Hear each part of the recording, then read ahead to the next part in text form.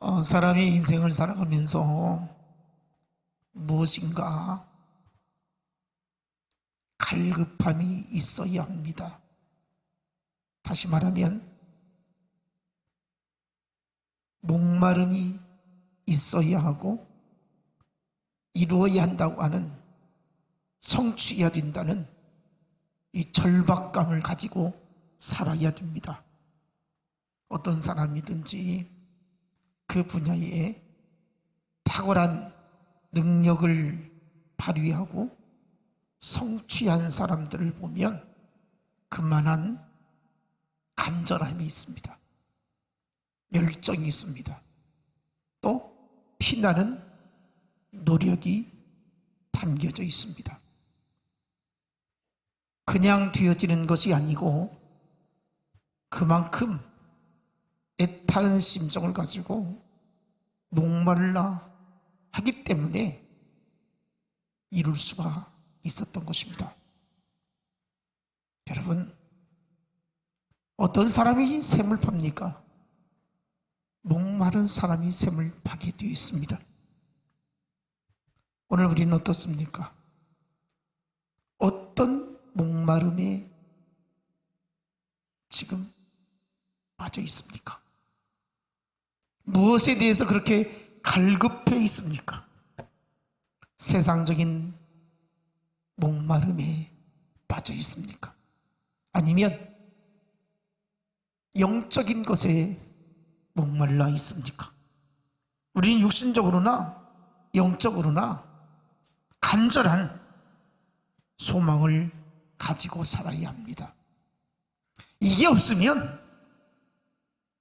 세상에서 열심히 살 의욕도 없고 신앙생활도 열정적으로 가질 수가 없다는 것입니다. 우리는 분명히 내일에 대한 꿈이 있어야 됩니다. 사람이 가장 불행한 사람이 어떤 사람이냐? 내일이 없는 사람입니다. 꿈이 없는 사람입니다. 미래에 대한 비전이 없는 사람, 살 맛이 나지 않습니다. 하루하루의 삶이 지루하기 짝이 없고 고달픈 인생이라는 것을 여기게 될 것입니다. 그러나 내일에 대한 꿈을 가지고 살아가는 사람은 하루하루가 도전적이고 무엇인가 내가 힘써야 하겠다, 이런 생각이 나를 지배하게 되어 있습니다. 원합니다. 우리 예수 믿는 사람들은 세상 가운데서도 열심히 살아야 됩니다. 부지런해야 됩니다. 힘쓰고 노력해야 합니다. 절대적으로 우리 인생에 있어서 포기란 있을 수 없습니다.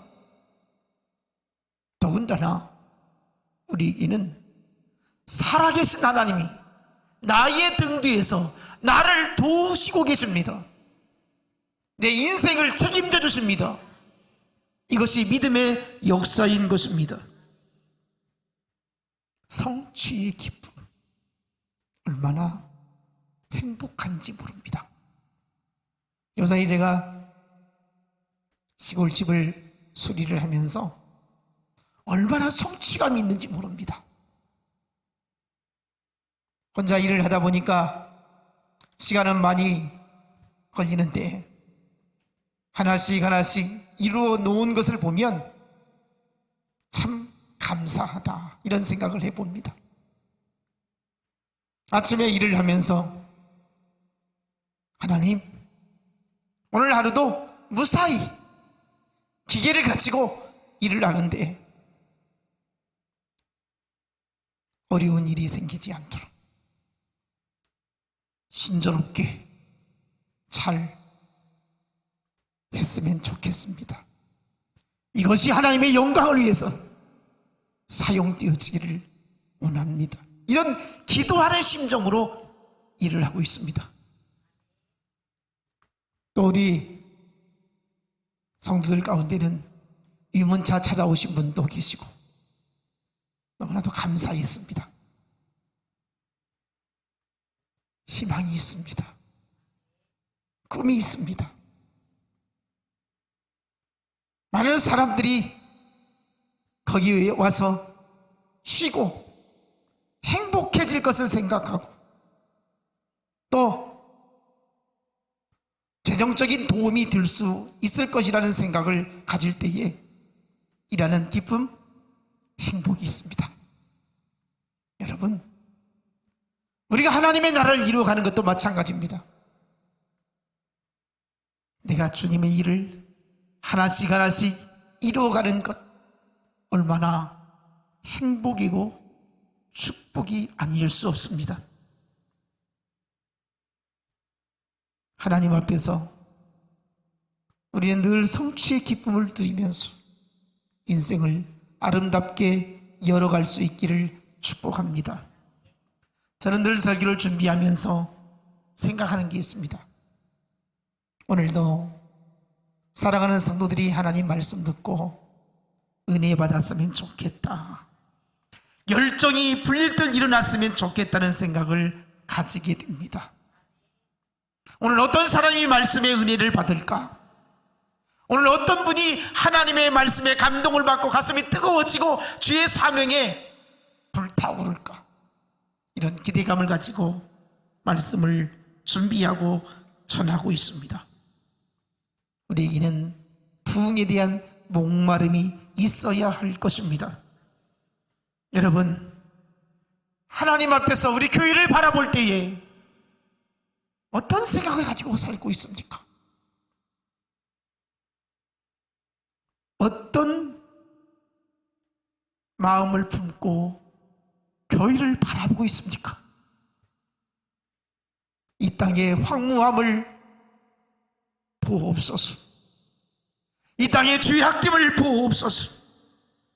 우리 교회가 이 죄악된 세상에서 구원의 방주가 되게 하여 주옵소서라고, 이런 열정이, 이런 간절한 바람이, 이런 목마름이 우리에 있어야 할 줄로 믿습니다. 주여, 부흥의 불길을 보내주시옵소서. 성령의 바람이 불게 하여 주시옵소서. 영혼을 살리는 교회가 되게 하여 주옵소서. 여기서 영혼이 잘 되게 하여 주시고 하나님의 은혜 가운데서 복된 인생을 살 수 있는 교회가 되게 해달라고 애통하는 우리들이 되기를 원합니다. 애통하는 자가 복이 있습니다. 천국이 저희 것임이라고 성경은 말씀하고 있습니다. 우리가 교회를 위해서 애통하면 하나님께서 우리 심령에 복을 주실 줄로 믿습니다. 우리 교회에 영적인 회복이 일어나야 되겠습니다. 부흥이 일어나야 되겠습니다.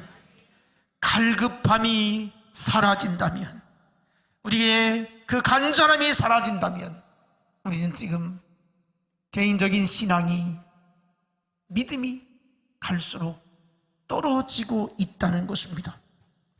교회도 침체를 넘어서 무너져가고 있다는 것입니다.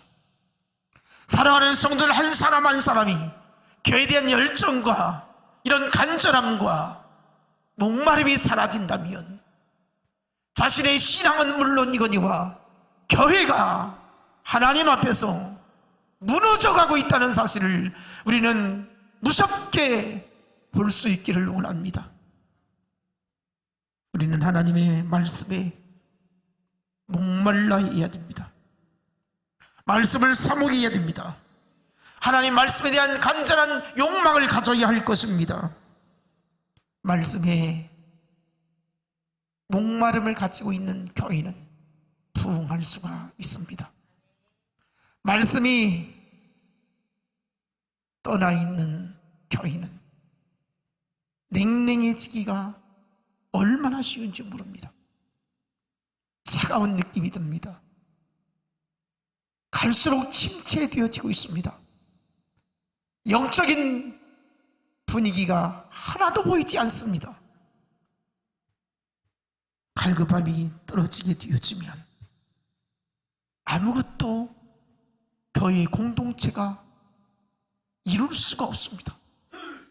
바라기는 우리 진실교회 모든 성도들이 주님의 몸된 교회에 대한 갈급함이 날마다 새로워지기를 원합니다. 그러기 위해서는 하나님 말씀에 붙들려야 되는 것입니다. 오늘 본문 말씀을 보면 당시 이스라엘 사람들은 바벨론 포로 생활 70년 만에 고국으로 돌아오게 됩니다. 천신만고 끝에 그토록 소원하던 무너진 성벽을 52일 만에 재건을 하는 쾌거를 이루게 됩니다. 그동안 폐허가 되어버려진 채 방치된 성벽을 쌓으려고 할 때에 얼마나 방해하는 세력들이 있었는지 모릅니다.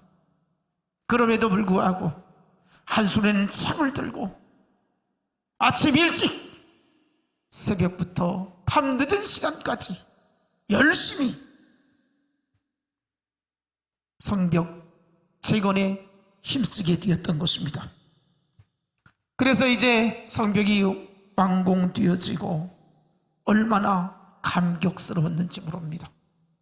참으로 기쁨의 성취를 누리게 되었던 것입니다. 그런데 이 사람들은 여기에 만족하지 않았습니다. 왜냐하면 아무리 견고한 성벽을 쌓았다 할지라도 그 성벽이 자신들을 지켜줄 것이라고는 생각하지 않았던 것을 깨달았습니다. 성벽이 우리를 지켜주는 게 아니라 하나님의 은혜가 있어야 우리가 안전하게 살 수 있다는 생각을 가지게 되었던 것입니다. 그래서 무엇보다 우리가 하나님 관계가 회복되어져야 한다. 우리가 하나님 앞에서 깨어 있어야 한다고 하는 생각을 가지게 되었던 것입니다.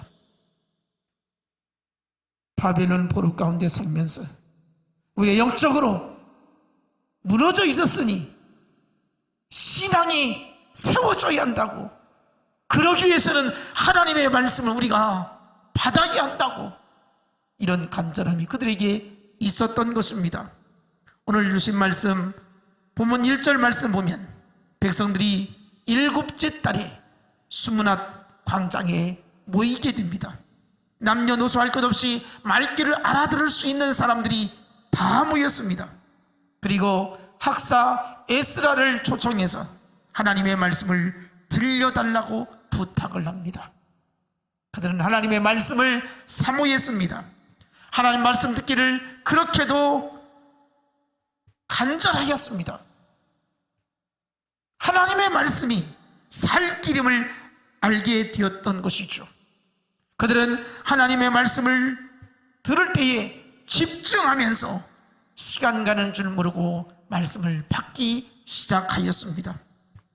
에스라가 말씀을 들려주기를 시작하자 백성들은 새벽부터 정오까지 계속해서 말씀을 기울이는데 무려 6시간 정도 되는 그 긴 시간을 말씀에 귀를 기울이게 되어진 것입니다.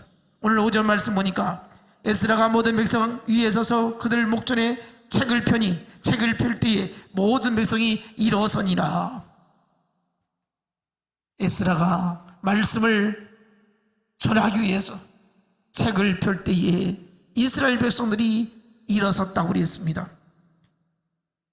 무려 6시간 동안 그들은 하나님의 말씀을 써서 들었습니다. 얼마나 간절했겠습니까? 느헤미야 8장 18절에 보니까 무려 일주일 동안이나 이렇게 말씀을 집중해서 듣게 되었다는 것입니다. 여러분, 이런 말씀의 사모함이 있을 때에 그들에게는 심령의 부흥이 있었습니다. 심령의 회복이 있었습니다. 심령의 하나님의 능력이 나타나게 되었던 것이죠. 오늘 우리는 어떻습니까? 하나님의 말씀 듣기를 얼마나 사모하고 있습니까? 하나님의 말씀에 대한 열정이 있습니까? 말씀을 들을 때에 믿음이 생깁니다. 믿음이 자라게 되어집니다. 믿음의 능력이 나타나게 되어지는 것입니다. 하나님의 사람 다윗은 하나님 말씀에 목마름이 있었습니다. 그래서 시편 42편 1절로 2절을 보니까 하나님이 여사슴이 시냇물을 찾기에 갈급함 같이 내 영혼이 주를 찾기에 갈급하나이다. 내 영혼이 하나님 곧 살아계신 하나님을 갈망하나니 내가 어느 때에 나아가서 하나님의 얼굴을 비올까. 시편 119편 131절에 보니까 내가 주의 계명들을 사모함으로 내가 입을 열고 헐떡였나이다. 다윗은 목마른 사슴이 시냇물을 찾듯이 하나님의 말씀을 그렇게도 사모했다는 거예요. 주의 말씀을 먹으려고 입을 헐떡거리며 그렇게 간절하였다는 것을 고백하고 있습니다. 여러분, 진정한 부흥은 어디에서부터 시작되느냐? 하나님의 말씀을 사모할 때로부터 시작되어지는 것입니다. 하나님의 말씀에 대한 목마름이 있을 때에 영혼이 건강해지고 부흥의 역사가 일어나게 된다는 것이죠. 오늘 주신 말씀 본문 6절을 보니까 에스라가 광대하신 하나님 여호와를 송축하며 모든 백성이 손을 들고 아멘 아멘 응답하고 몸을 굽혀 얼굴을 땅에 대고 여호와께 경배하였느니라. 하나님 말씀이 전해질 때에 그들은 아멘 아멘 하고 동의했다는 거예요. 엎드려 얼굴을 땅에 대고 하나님께 경배했습니다.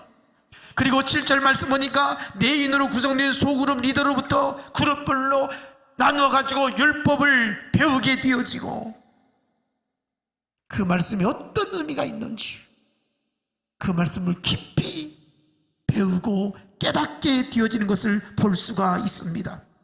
주신 말씀 8절을 보면 하나님의 율법책을 낭독하고 그 뜻을 해석하여 백성에게 그 낭독하는 것을 다 깨닫게 하니 하나님의 말씀을 전하고 또 풀어주고 해석해주고 깨닫게 주었다는 것입니다. 여기서 해석하다는 이 말의 의미는 히브리어 원어적인 뜻을 살펴보니까 어떤 것을 분명하게 하다, 이런 의미가 있습니다. 하나님의 말씀이 바로 이것이다, 이런 뜻이다 라고 정확하게 가르쳐 주셨다는 것입니다.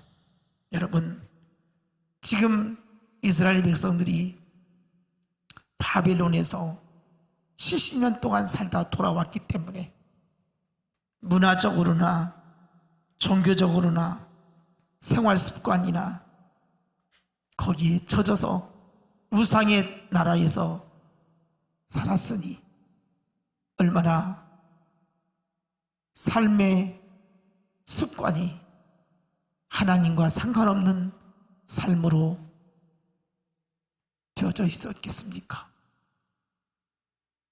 바로 이럴 때에 그들의 사고방식이 하나님과의 관계와는 전혀 다르게 깊이 새겨져 있었을 텐데 이것을 뜯어 고치기 위해서는 하나님의 말씀이 그들을 지배해야 되었던 것입니다. 여러분, 중요한 것은 하나님의 말씀을 내 방식대로 받아들여서는 안 된다는 것입니다. 하나님의 말씀하신 것을 액면 그대로 받아들이고 순종해야 하고 나아가 하나님의 뜻을 쫓아서 살아야 된다는 거예요. 여러분, 얼마나 우리가 하나님의 말씀을 내 생각대로 내 방식대로 접근하고 그 말씀을 따라가고 있습니까? 하나님의 말씀을 내 마음대로 고치려고 하지 않기를 원합니다. 내 생각과 내 의지와 내 주장을 하나님의 말씀을 끌어들여서 그렇게 왜곡하려고 하지 않아야 될 줄 압니다. 내 생각은 내려놓아야 됩니다. 내 습관도 내려놓아야 됩니다. 내 생각도 내려놔야 됩니다. 내 의지도 내려놔야 됩니다. 하나님이 이렇다 하면 이런 거예요. 하나님 말씀하신다면 그것이 최고예요. 하나님의 말씀이 이랬다 저랬다 하는 것이 아니고 하나님의 말씀은 정확합니다. 확실합니다. 하나님의 말씀대로 우리는 받아들여야 하는 것입니다. 나에게 뭐라고 말씀하시는지를 분명히 깨달아야 됩니다. 오늘 우리에게 하나님 말씀하십니다. 그 말씀이 어떻게 들려지고 있습니까? 하나님 말씀을 깨달을 때에 우리는 영성이 회복되어지는 것이고, 하나님 말씀이 느껴지고 우리의 심령을 움직일 때에 우리의 영혼이 기뻐 뛰며 춤을 출 수가 있는 것입니다. 여러분, 하나님의 말씀에 강력한 간섭하심이 우리 가운데 있기를 축복합니다. 본문 9절을 보면 백성이 율법의 말씀 듣고 다 우는지라 종독 느헤미야와 제사장 겸 학사 에스라와 백성을 가르치는 레위 사람들이 모든 백성에게 이르기를 오늘은 너희 하나님 여호와의 성일이니 슬퍼하지 말며 울지 말라 하고, 백성들은 하나님의 말씀을 들을 때에 자신들의 죄를 깨닫고 울기를 시작했습니다. 너무 많이 울었습니다. 말씀을 들으니 가슴이 뜨거워져 가지고 눈물이 폭포수와 같이 쏟아졌습니다. 이때 느헤미야와 에스라가 그들을 향해서 슬퍼하지 말며 울지 말라, 오늘은 너희 하나님 여호와의 성일이니 슬퍼하지 말라고 이렇게 위로해 주었습니다. 그들이 왜 울었습니까? 왜 그들이 하나님 말씀을 듣고 그렇게 가슴이 뜨거워졌습니까? 죄가 생각이 났습니다. 하나님 앞에 범죄한 것이 생각이 났습니다. 하나님, 잘못했습니다. 하나님의 진노를 사야 마땅한 사람들인데 하나님의 은혜로 이렇게 구속의 은혜를 베풀어 주시고 다시 회복해 주시고 영적인 부흥을 일으킬 수 있도록 하나님 은혜 주셨으니 감사합니다. 그저 하나님의 은혜입니다. 하나님의 용서입니다. 그래서 기뻐하며 그들은 눈물을 흘리며 통곡했던 것입니다. 가슴에서는 뜨거운 기쁨이 있습니다. 그러나 그 기쁨이 하나님 앞에 통곡의 눈물로 소리 나게 되었던 것입니다. 자신들이 잘못 살았다는 것을 깨달았습니다. 바벨론식으로 살았다는 것을 알았습니다.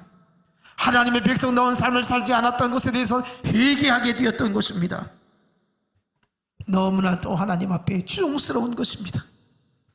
여러분, 말씀을 듣고 죄송해서 울고, 말씀을 듣고 은혜 베풀어 주심에 감사해서 울고, 하나님 앞에서 회개하면서 울고, 하나님 앞에서 감사하고 감격해서 울고, 하나님 앞에 회복의 눈물이요 부흥의 눈물을 흘리게 되었던 것입니다. 그리고 하나님의 용서와 사랑이 너무나도 감사해서 그들은 기쁨 가운데에 눈물을 흘리게 되었던 것입니다. 시편 32편에 보니까 다윗이 하나님께서 죄를 용서해 주실 때에 얼마나 기뻐했는지 몰라요. 밧세바를 취하고 하나님 앞에 너무나도 큰 고통을 겪고 뼈가 쇠하여 진액이 말랐다, 이렇게 고백을 합니다. 너무나도 고통스럽고 너무나도 괴로웠습니다. 그래서 내 허물을 여호와께 자복하리라. 하나님, 내가 잘못했습니다. 내가 죄악 중에서 하나님을 두려워하지 않았습니다. 이렇게 회개하고 나니까 너무나도 행복했던 것입니다. 그리고 감사가 절로 나왔습니다. 하나님의 은혜라고 여기게 되었던 것이죠. 그러면서 시편 32편 9절을 보니까 허물의 사함을 얻고 그 죄의 가리움을 받는 자는 복이 있도다. 죄가 있어도 허물이 있어도 하나님께서 가리워 주심을 받는 자는 복이 있도다, 이렇게 고백을 할 수 있었던 것입니다. 여러분, 하나님의 말씀을 들을 때에 우리 심령이 이런 회복이 있기를 원합니다. 설교를 들을 때에 우리는 어떻습니까? 얼마나 가슴이 뜨거워지고 있습니까? 감격해서 울어본 적이 있습니까? 하나님께서 내게 주신 메시지라고, 하늘의 소리라고 내 가슴에 붙들고 하나님 앞에 감동받은 적은 얼마나 있습니까? 이게 없다면 우리의 신앙은 메말라가고 있다는 것입니다. 병들어가고 있다는 것입니다. 전혀 목마름이 없다는 것은 하나님 앞에서 식어질 대로 식어져 버린 것입니다. 여러분, 이런 사람에게 하나님의 말씀이 귀에 들어오겠습니까? 가슴에 심어지겠습니까? 그러니 어떻게 변화가 될 수 있겠습니까? 어떻게 주의 사명을 감당할 수 있겠습니까? 진리의 말씀이 선포될 때에 우리는 가슴이 뜨거워지고 반응을 일으킬 수 있기를 원합니다. 똑같은 말씀을 들어도 어떤 사람은 은혜 받았다고 말하는 사람이 있고, 어떤 사람은 전혀 하나님의 말씀을 듣고도 감각이 없는 사람이 있습니다. 지금 이 시간에도 마찬가지입니다.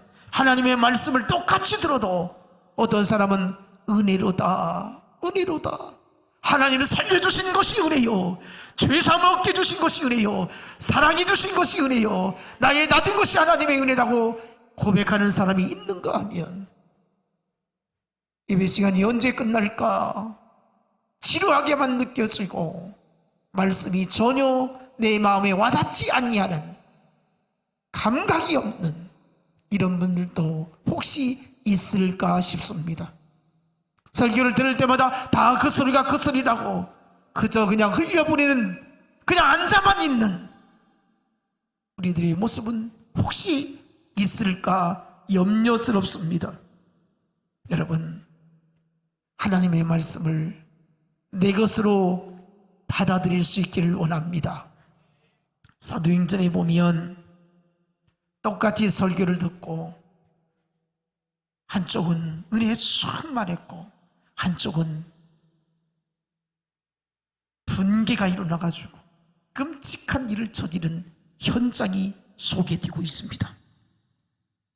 초대교회 베드로의 설교를 들었던 사람들은 자신의 죄를 깨닫고 옷을 찢고 마음을 찢으면서 어떻게 하여야 죄사함 받고 구원을 얻을 수 있나이까 라고 통이 자복하면서 회개했습니다. 반면에 스데반의 설교를 듣던 사람들은 마음에 찔려 오히려 스데반을 쳐 죽이자고 하나님의 말씀을 선포하고 회개하라고 선포하고 예수 그리스도를 믿어 구원을 받으라고 십자가의 사랑을 힘입으라고 전하는 스데반의 설교를 듣고는 거기에 모인 무리들이 돌을 들어서 스데반을 던져 죽이는 이런 끔찍한 일이 일어나게 되었던 것입니다. 같은 말씀을 듣고 어떤 사람은 은혜 받는 사람이 있고, 어떤 사람은 시험에 드는 사람이 있고, 어떤 사람은 하나님의 축복이라고 여기는 사람이 있고, 어떤 사람은 상처받은 사람이 있다라고 여겨지는 것입니다. 여러분, 하나님의 말씀에 절대적으로 우리가 은혜가 있기를 원합니다. 여러분, 이 설교 시간 교양 시간이 아닙니다. 평안함을 얻으라고 강의하는 것이 아닙니다. 하나님의 말씀은 생명입니다. 하나님의 말씀은 삶의 기준이 되어야 되는 것이죠. 하나님의 말씀이 저와 여러분의 인생을 뒤바꿀 수 있습니다. 뿐만 아니라 우리의 영혼을 지옥에 보내느냐 천국에 보내느냐, 이 말씀이 생명인 것입니다. 진정한 삶의 변화를 원하신다면 우리가 하나님의 말씀에 붙들리기를 원합니다. 하나님 말씀을 사모하셔야 됩니다. 말씀을 깨달아야 됩니다. 말씀에 순종해야 됩니다. 신앙생활은 나의 편리를 위해서 따라 살아가는 것이 결코 아닌 것입니다. 내 계획대로 살아가는 것이 결코 아닌 것입니다. 하나님의 말씀에 붙들려 살아가는 것이 신앙생활인 것이죠. 우리가 하나님 말씀에 얼마나 사로잡혀 살고 있습니까? 하나님의 말씀에 지시하심에 얼마나 순종하며 살고 있습니까? 요한복음 15장 7절에 보니까 예수님은 너희가 내 안에 거하고 내 말이 너희 안에 거하면 무엇이든지 원하는 대로 구하라, 그리하면 이루리라. 너희가 내 안에, 내가 너희 안에 있으면 많은 열매를 얻을 수 있다, 이렇게 말씀을 하고 있습니다. 하나님의 말씀이 우리 안에서 놀라운 축복으로 이어지기를 원합니다. 고침으로 이어지기를 원합니다. 회복으로 이어지기를 원합니다. 하나님의 살아계신 능력이 말씀으로 인해서 우리 가운데 충만하기를 원합니다. 요한복음 15장 8절에 너희가 열매를 많이 맺으면 내 아버지께서 영광을 받으실 것이요 너희는 내 제자가 되리라. 말씀 안에 있으면 열매를 맺을 수 있다는 것입니다. 말씀 밖에 있으면 열매를 맺을 수 없다는 것입니다. 꼭 열매 맺기를 축복합니다. 오늘 보면 10절을 보니까 느헤미야가 그들에게 말합니다. 너희는 가서 살찐 것을 먹고 단 것을 마시되 준비하지 못한 자에게는 나누어 주라. 이 날은 우리 주의 성일이니 근심하지 말라. 여호와로 인하여 기뻐하는 것이 너희의 힘이니라. 수문 앞 광장에 모인 백성들이 크게 즐거워할 수 있었던 것은 하나님의 말씀을 이해를 했습니다. 하나님의 말씀을 깨달았습니다. 하나님의 말씀을 가슴에 새겼습니다. 그랬더니 이제 삶의 변화가 일어나게 되어지는 것이죠. 내 생각이, 내 의지가 응답으로 이어지게 되어지는 것입니다. 여러분, 우리가 말씀을 깨달았으면 깨달은 것으로 끝나는 것이 아니라 그 말씀을 적용하는 것입니다. 그 말씀을 실천하는 것입니다. 그래서 하나님을 통축할 수 있어야 됩니다. 나아가 하나님의 사랑을 나누어야 되는 것입니다. 은혜 받았다고 하면서 하나님의 사랑을 받았다고 하면서 내 삶은 전혀 하나님과 상관없이 살아간다면 우리는 거짓된 은혜를 받았다고 말한 것입니다. 은혜 받았으면 하나님 앞에서 힘이 생겨야 됩니다. 하나님은 우리의 기쁨이요 우리의 원천입니다. 하나님 우리의 힘이 되어주십니다. 그렇다면 하나님께로부터 공급받는 그 힘을 가지고 어떻게 해야 되겠습니까? 공동체와 나누어야 된다는 것입니다. 오늘 주신 말씀 마지막 12절 보면 모든 백성이 곧 가서 먹고 마시며 나누어주고 크게 즐거워하였으니 이는 그 읽어드린 말을 밝히 알미니라. 하나님의 말씀을 듣고 깨달은 사람에게 일어나는 변화는 자신의 것을 나누어주는 거예요. 은혜 받았으면 움켜쥐려고 하지 말고 나누자는 거예요. 그래서 여기 말씀 보니까 뭐라 했냐면 준비하지 못한 자에게 나누어줘라. 준비하지 못한 것을 나누어주라. 여러분, 인색한 자는 은혜 받은 사람이 아닌 거예요. 은혜 받은 사람은 내게 있는 것을 가지고 섬기는 거예요. 하나님의 말씀이 우리는 삶에 나타나야 돼요. 내 가슴에만 품고 있는 것이 아니라 하나님의 말씀을 받았으면 반응이 있어야 돼요. 그 반응이 공동체를 위해서 함께 기쁨을 나누는 거예요. 실컷 은혜 받았다고 하고 실컷 말씀에 감동받았다고 하고 하나님 앞에 오늘 말씀이 내 심령을 뜨겁게 했다고 이렇게 말해놓고는 공동체에서 서로 하나 되지 못하고 미워하는 마음을 품는다든지 또 자기 욕심을 부린다든지 자기만을 생각하는 이기적인 삶을 보여진다면 이것은 하나도 은혜 받은 사람이 될 수가 없는 것입니다. 여러분, 오늘도 우리는 하나님 말씀을 들었습니다. 습관적으로 매주일 예배 시간 들었던 말씀으로 그치는 것이 아니라 오늘 말씀을 듣고 메마른 심령에 회복이 있기를 원합니다. 믿음의 회복이 있기를 원합니다. 인생의 갖가지 문제에서 회복되어지기를 원합니다.